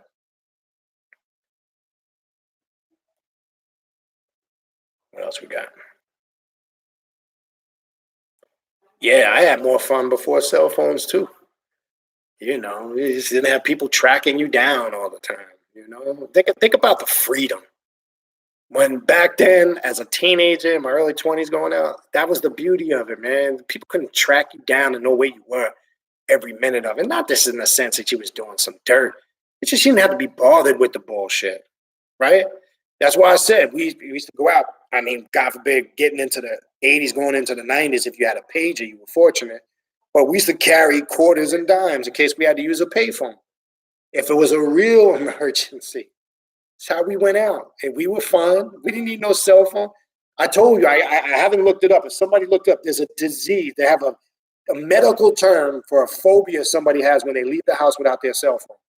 It's something to do with they came up with this term based on you can't function without it. Some people can't function if they leave the house without their cell phone. That's some crazy ass shit. I think about this. It's like I said earlier, if you're not exposed to this stuff, how irrelevant is it until you make it relevant? We functioned fine without cell phones for years. I grew up my whole life, my whole childhood and my early adult years without a cell phone. We were fine.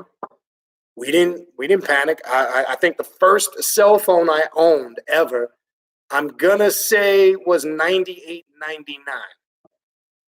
Maybe going into very early 2000s, somewhere in that era. So think about this. 71, 81, 91.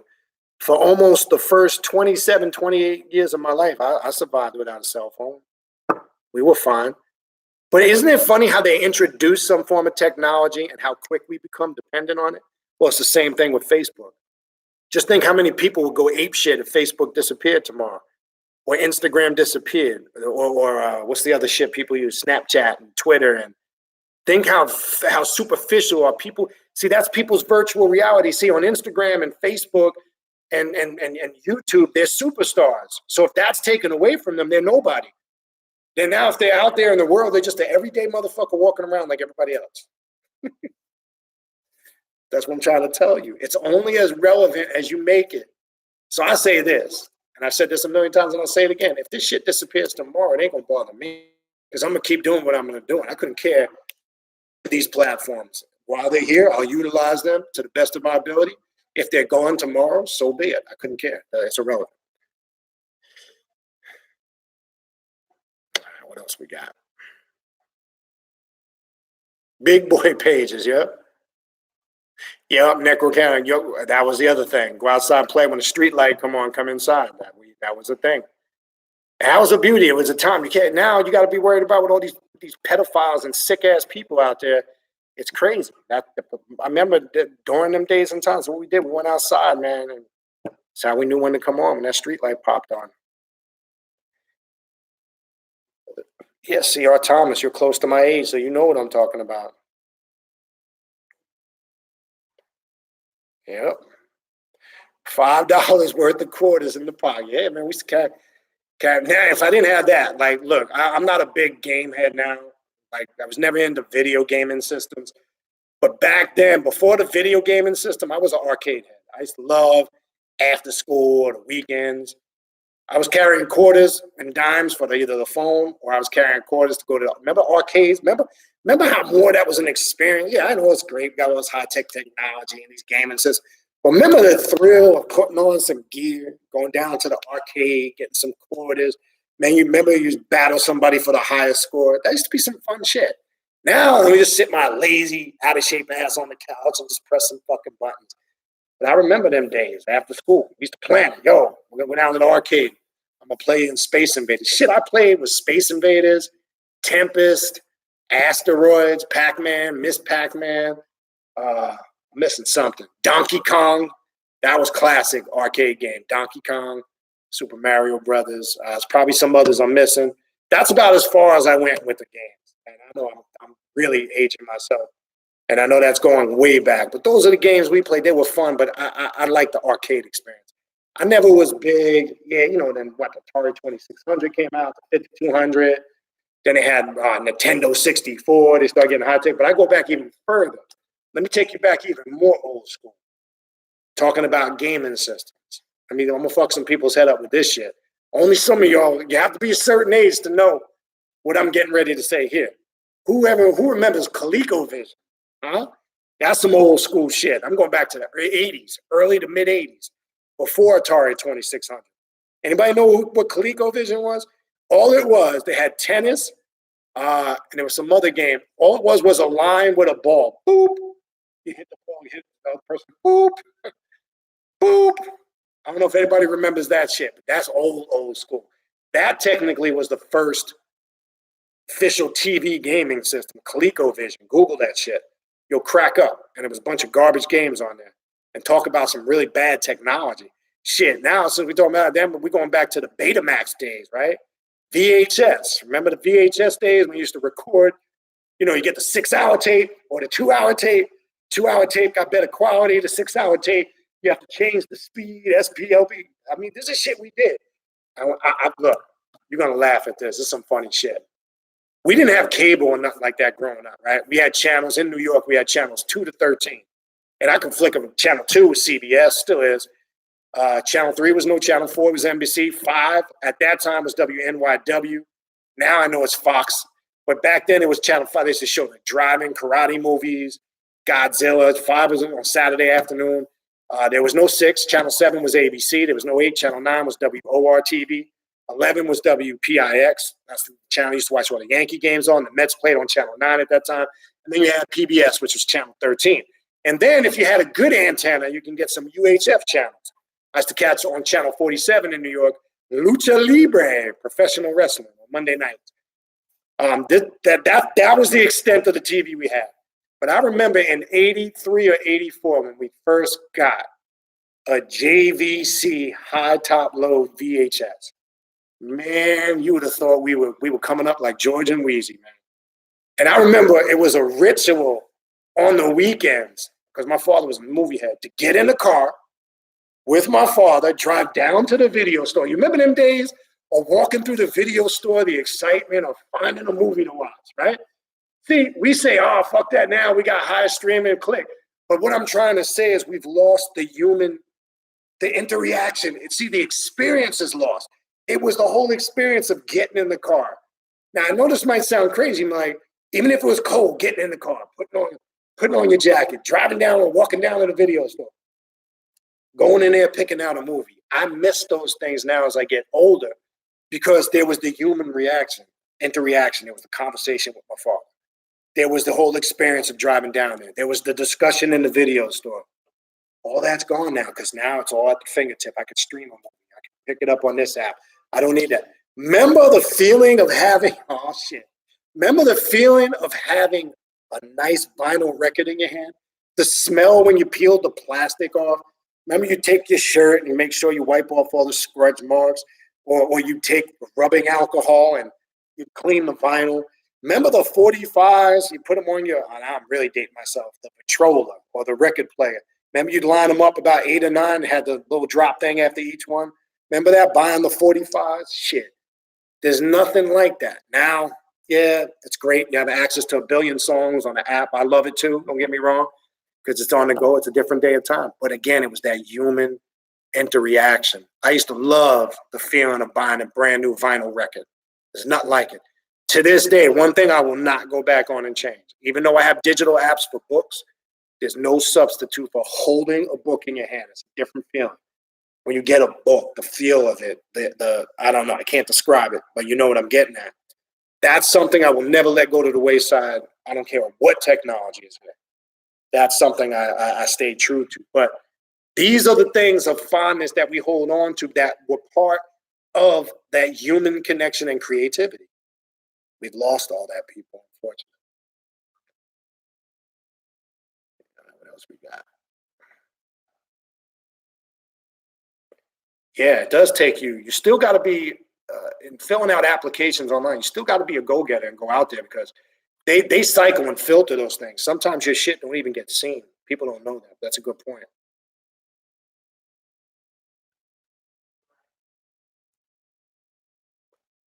Oh, soda, yeah. I don't know that comment, but I saw the comment by Matthew Watson with the soda. I used to remember back in the day, speaking of soda, and I know they don't make them no more. I'm gonna go some old school. I know it still exists in some areas. Remember RC Cola, Royal Crown Cola? Oh shit, I'm going old school now. I remember in the summers in the 80s, we used to walk down to the candy store. They used to have little 25-cent bottles. That's old school now. The 25-cent RC colas. Only certain people that live in certain areas know what I'm talking about. There was nothing like going to get on a hot summer day. And I remember we used to go down to Joe's Deli, right, which was right next to Jerry's Candy Store, either one. But Joe's Deli seemed like his cooler. It's crazy how the mind reflects. And it was always like his cooler was colder than anybody else's cooler. Man, it was, as I'm talking about it, I could taste it. There was nothing on a hot June or July day going down to Joe's and getting an RC Cola. That first turning the knob, boom, man, life's simple pleasures, people. Life's simple pleasures. See, you can't replace that with any high technological thing. That's an experience that you're engulfed in. And I can remember that as many years ago as that is, talking about it, as I'm talking about it, I'm seeing it right now. I see myself standing in front of Joe's Deli. I see my friend, actually, who's his birthday today, William Dolan, who I grew up with, who I used to walk down there with all the time. I see us standing in front of the deli because I used to go down there with him. He was a neighbor that grew up street right around the corner from me. We used to hang out all the time, and we used to walk down there all the time. And I see both of us standing. I see him at that age. I see me at that age. And I can actually taste the cola as we open up the bottle and drink it. See, that's some powerful shit, people. I don't know how I can put that in words to explain it, to make the connection, but that's magic. You understand what I'm saying? Maybe it'll sink in. Anyway, all right, what else we got? Yeah. Parents will do that. No matter how old you get, you come over, they still got shit for you to do, right? That's funny. Peace, and chicken grease. I'm Memorial Day. Exactly, Ichigo. You don't want to go outside. That's what my father say. Okay, you don't want to go outside. Next thing you know, you're doing some yard work. You're out front cutting the grass. You're in the garage, cleaning the garage out. Oh, the basement needs to be cleaned up. That's how it was growing up. Summer times when there was no school, oh, you couldn't sit around the house. What's the fucking no? You either were outside playing. We was down at the roller skating rink, down at the pizzeria. We was down at Harris Field playing baseball, playing stickball at the schoolyard, wiffle ball in the driveway, street football, two-hand touch, roller hockey. We were doing shit all the time. Movies. I mean, shit, I'm really dating myself. 1982. Why I remember this shit? Don't ask me why, but I do. The movies was $1.75. Because I remember 1982, E.T. came out, Rocky 3 came out. And I remember those were the two. We went and saw those two movies probably 100 times that summer. But back then, you can go in, pay once, and stay in the movie 3 or 4 times. $1.75. We'd be in the movies for about 6 hours. 6 hours. That's what we did as shit as kids. 6 hours, man. Pay once, chilling. Be in the movie theater all fucking day watching movies. That's when you have a childhood, though. What else we got?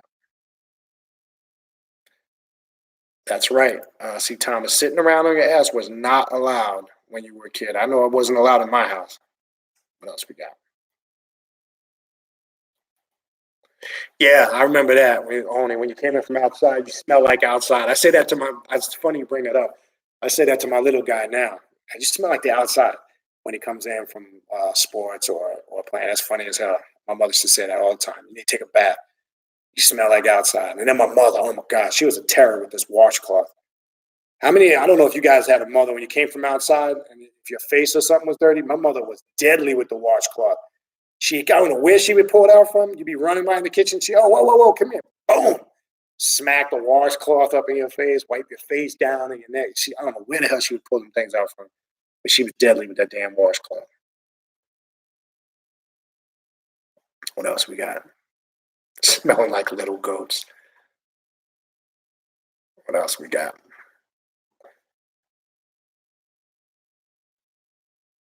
Yeah, Cyber Soul. You'll see that now. 6, 7 years old. You know, there's a good side to that because mentally it's enhancing their intellectual aspect, but it's disconnecting their creativity because they've become kind of robotic and programmed. It's funny you bring that up because there's some kids that are 6, 7, 8, 9 years old. They know more about computers and electronics than some adults. That's the reality, though. That's the day and time we're living in. It's crazy.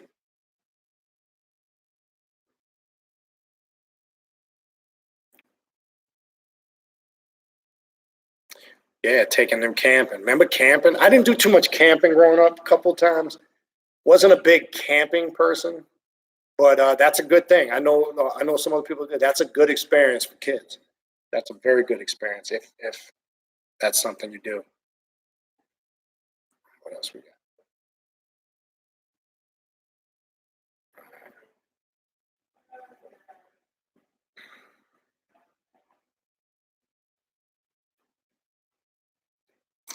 Yeah, ritual spirit. So you're confirming what I was saying earlier. And again, I'm sure your parents had to do what they had to do, and I'm sure for the most part it wasn't intentional because they had to pay bills, put food on the table. But it does have a detrimental effect when you don't spend any time with your kids. And again, if you came on late, and I was saying it earlier, please make time for your kids.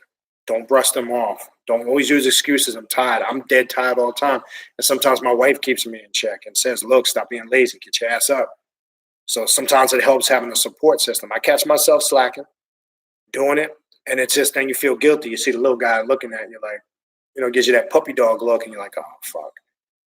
Because clicks in me. I remember how I used to feel as a kid, like what you're saying, ritual spirit.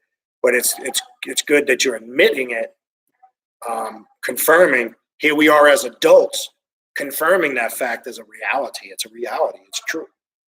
You know what I'm saying? So look, put that on your list moving forward as a resolution. If you're a parent, to become a better parent, make some more time for your children. Participate, play games with them if they like board games. If they like, they play certain activities or sports, make an extra effort to show up to their events. I'm telling you, this makes a world of difference. A world of difference. A huge world of difference. I can't stress it enough. What else we got?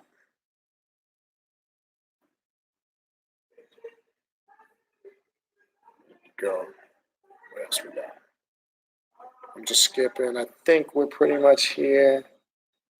Yeah. What if your kids are grown and they blame you for everything you have tried to make things right, but they are still pushing blame on you? Then there's a deeper issue at play there, Yvette. If you've crossed the T's and dotted the I's, then there's usually some other issue they got going on in life, and they're using you as a crutch because they're not wanting to deal with their insecurities, their failures, or their fears. So I've seen that happen a lot before. If you can honestly say that, and you know that's the case, then there's something deeper at play there. So you're just the convenient crutch to be utilized to shift the blame to. I've explained that before in the past with my oldest son. I made that clear. I've done what I can do for you. I've done everything to my ability. If you go out and fail now, it's not going to be because of what I didn't do. It's going to be because of what you didn't do. So there's something deeper at play there. I can tell you that for sure. What that is, we'd have to dialogue a little more now. Yep, the gym memberships will be going up. I'll tell you. Everybody makes the New Year's resolution to get in shape. First 2 weeks, by February 1st, back to the regular group. All right, what else we got? Blockbuster. Oh, shit. Yeah, remember Blockbuster? I even go back before the Blockbuster, like in New York, the mom and pop video stores. Remember, you'd have to call the store, hold me a copy. Remember that shit when a new release came out? You'd literally have to call the store. They'd take your name and they would call you when it came to that shit.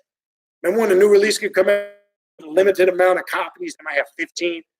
You go down to the store, oh, shit's not there. You go up to the counter, hey, man, can you take my name when such and such comes back? They give you a call, like, hey, this is such and such from the video store. I got your copy. Remember that shit? Remember the excitement? You'd be all amped up. Oh, shit. You go down to the video store. You got the new release. That shit's gone, man. The days is over, man. That's funny. Blockbuster, yeah. All right, what else we got here?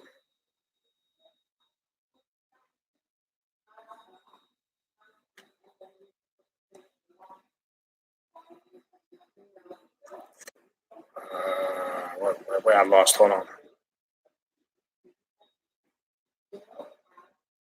What else we got?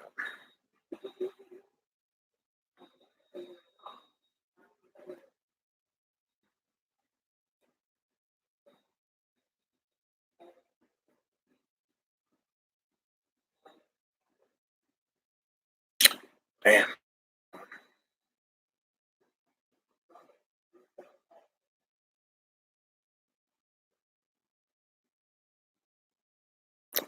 Hold on. Okay, here we go. All right. All right. I don't know if I can get through all this. I'm going to try. All right. Let's see what else we got here. All right. What else we got? Yeah. Okay, that's where I left off with your VETS question. Okay, here we go. Gym membership will rise. Yeah, don't make you should have when I said practical resolutions, don't make the superficial shit people make. Make when I say practical things that you're actually going to carry out. Yeah, Blair, we're huge Panther fan. Well, that's our plan tonight. First thing, we're going to be watching the Panthers game at 7 o'clock, and then we're going to do our thing from there.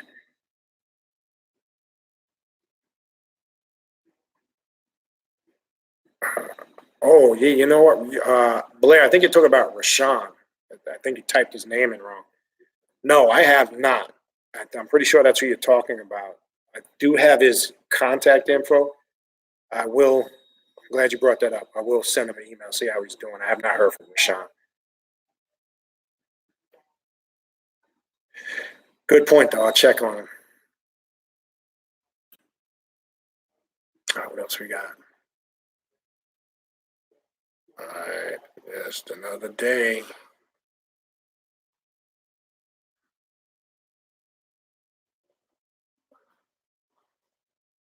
Yeah, good by Michelle P. Roger L. Whittaker's Technicians of the Left-Hand Path. That's a good book, too.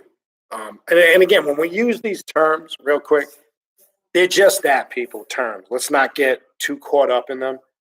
I've done videos back in the past where I've said many times before, I don't really even like using that word because sometimes people even stereotype what left-hand path is. They tend to think everybody that practices the left-hand path tends to only be strictly European. Latinos, a lot of Africans, and other melanated people that practice the left-hand path. It is a universal path for people from all walks of life. There are a lot of Asians in my travels. I've met a lot, believe it or not, and that's rare because we Asians are one of a very disciplined people within their personal culture.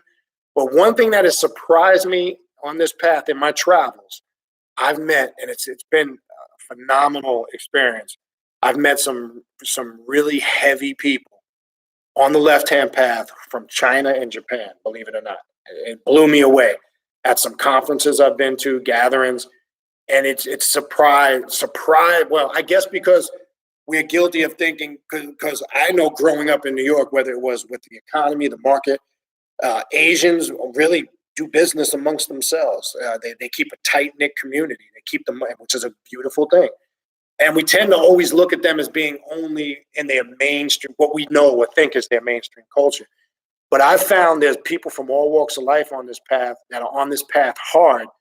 And I don't like to use that term because the average person thinks when they hear left-hand path, they tend to think we're only referring to European Satanists. And that's just a very small aspect. Now, I don't really deal with any of that aspect of it because I think that's more limited, but I just want to make that clear. We don't want to get too caught up in titles and terms because that's all they are, is titles.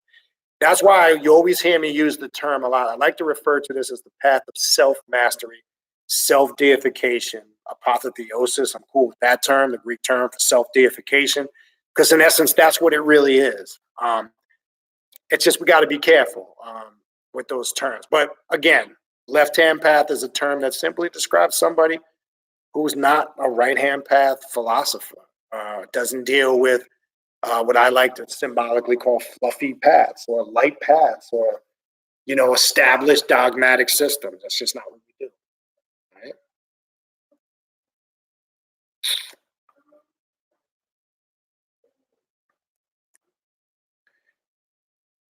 Yes, Papa Legba. You'll like, uh, even though he's Shu, Allegra, they're different aspects. Some think they're the same deity. They're not. There's similarities. All, like, even if you go into Candomblé in Brazil, which was very similar to Santeria Ifa practices, what they refer to Ishu or Diablo, form of the devil, right? Or what we know as the devil, or they sometimes referred to as the trickster. What that really represents on that path, not to get too much into it, Ishu tends to, reason why they refer to him as the trickster, even Legba, they refer to him as a trickster spirit, is not to trick and just deceive you and cause bad luck and negativity, which is all spookism. It's to bring out the best in you, the divine in you. It's to lay obstacles in your path, challenges in your path so you can overcome them.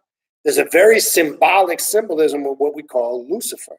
Lucifer embodies light and darkness. Any forms of the adversary embody lights and darkness, and it brings out the best in you, good and bad. And by bringing out the best in you, good and bad, it's going to create some challenges. That concept was filtered down into a lot of these traditional pantheons. So I'm going to, I don't know when, but I'm going to do a video kind of connecting all that and show you, you're basically looking at another mask of the adversary. That's all you're looking at. All right.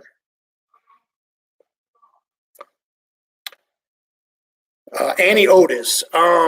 As far as, see, we can look at anything and see the similarities, but when you say looking at Santa Muerte as a mask of Lucifer, yes, there's some similarities there. Is there something we're going to find defined specifically in a book? No, but I'm saying when I look at it from a spiritual perspective, yes, because when we look at, I look at a mask of Lucifer that's very similar in energy as Santa Muerte will be what we just did, Samael, the angel of death, right? Which is another mask of the adversary. It's connected to that energy, right? They're all different, but yet have different function and aspects. I would liken more Santa Muerte. I kind of, how I get the vibe, and when I work with Samael, it's like a masculine aspect to me of the Holy Death. Are there symbolicisms? Yeah, because it deals with tapping into the dark side. The Holy Death represents obtaining a higher state of consciousness, etc. So there is a lot of similarities. One that the individual can make on their own, that they don't need to read. Because then there's some people, well, where is that? What book? See, I don't operate like that. You're programmed if you think you need to find it written somewhere in some book. Use your common sense. You can just make that analogy by using basic common sense. And I'm not talking to you, Annie Otis. I'm just speaking in general. That's a good analogy. I'm just saying this is why we got to make sure we're using books as reference points on our own personal growth, but not the tell-all. Because there's some people, if they don't have some type of documented somewhere in some book where they read, they won't accept it. And you're entitled to that. That's cool. But it goes deeper than good point. Inner circle goddess. Yep. Makes deals. That's a good way to look at it. Yeah, that's the serpent right there. That's that draconian serpent energy that works with the clepothogram. I charge this bad boy up. That's where we at in 2020, people. We're about to go there. And the upcoming classes, I have a whole curriculum on that. And the upcoming classes are starting in January. We're going to be going in pretty deep on that. And that's a good point. Excellent. You're right, Mystic Moons. The term devil or Satan means the adversary. That's it. It's just anybody can be at any given moment be an adversary or adverse to something. That's exact. It's a mask. And we all wear the mask of the adversary at certain times in certain situations. That's what it means when it says to put on the deific mask and look through the eyes and become the deity rather than worship the deity or externalize the deity. That's an excellent point. Excellent point.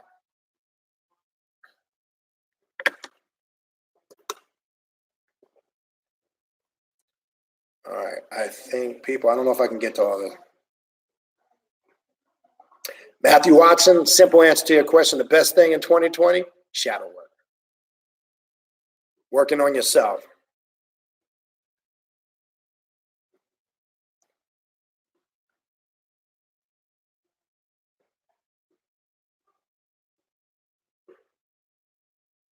What else we got?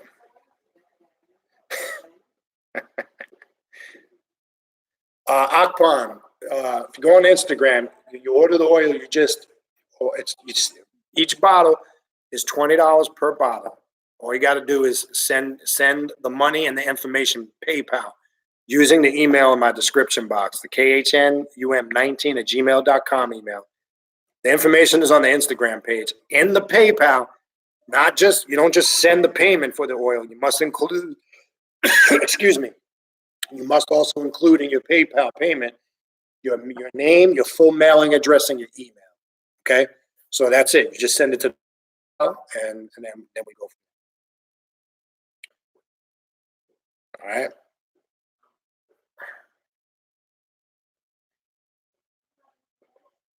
All right, what else we got?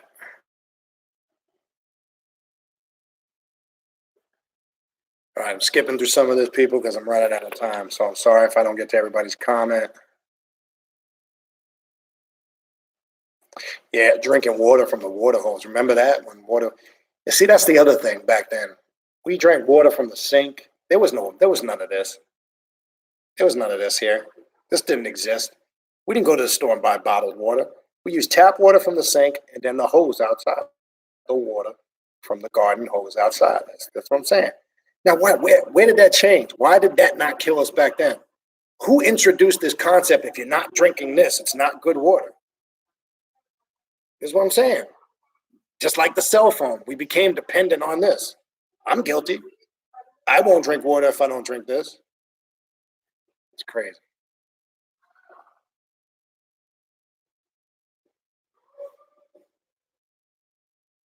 Yep.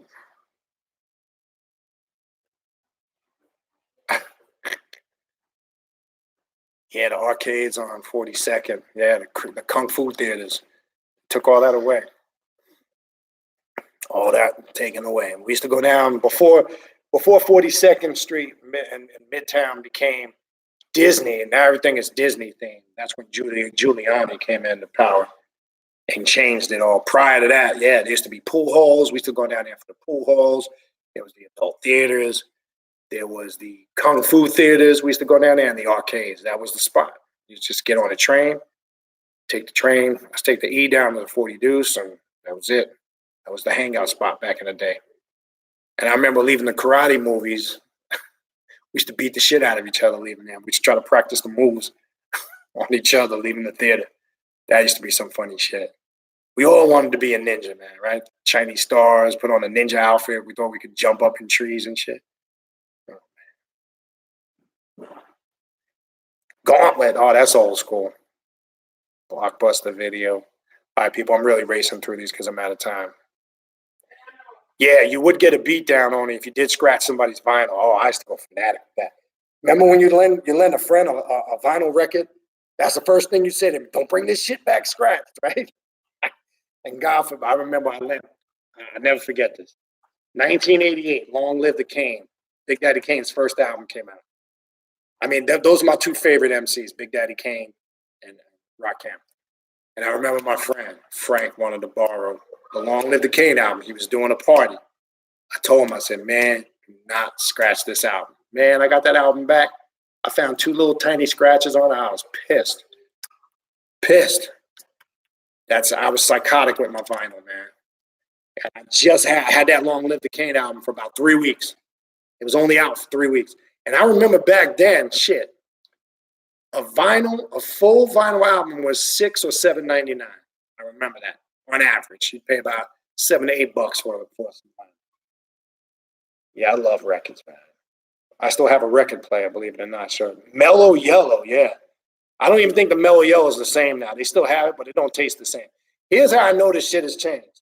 Remember the snacks we would eat as kids? Suzy Q's, Devil Dogs, Twinkies, Oreo cookies? None of that shit tastes the same anymore. I don't really eat that stuff no more, but they just don't taste the same. Trust me when I tell you. Anybody that knows what I'm talking about. They don't taste the same. Oh, man. Spoiler. Literally, you're born in 83, so you really lost. You don't know what the hell we're talking about. $2 movies in Frisco. Spot had rats. All right, people. Look, I'm out of time. I'm sorry. I can't get to everything here. I'm running late. Look, this has been fun. I'm going to wrap it up here. Try to get questions next time. I have to wrap this up and go. I hope you guys got the message. 2020.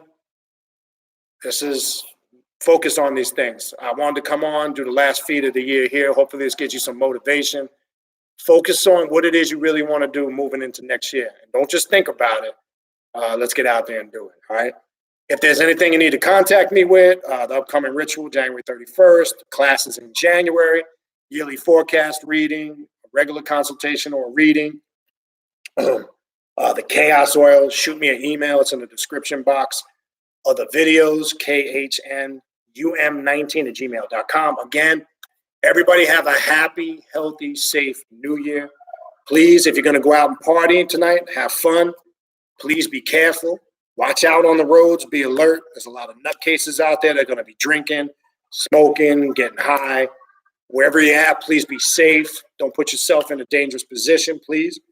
If you're staying at home, drink responsibly too. Enjoy yourselves. Have fun. And we will see you guys soon. Peace.